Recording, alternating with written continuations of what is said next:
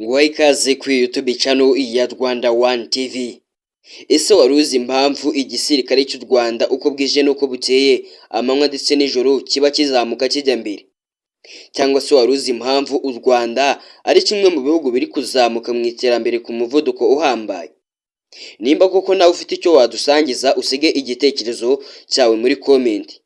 Gusa uyu mwanya twese tugiye guhuriza hamwe turebere hamwe impamvu u Rwanda uko bwije n'uko bukeye ari igihugu kizamuka mu iterambere ku muvuduko uhambaye, ndetse igisirikare cy'u Rwanda uyu munsi kiza mu bisirikare 10 bikomeye cyane hano ngaha muri Afurika.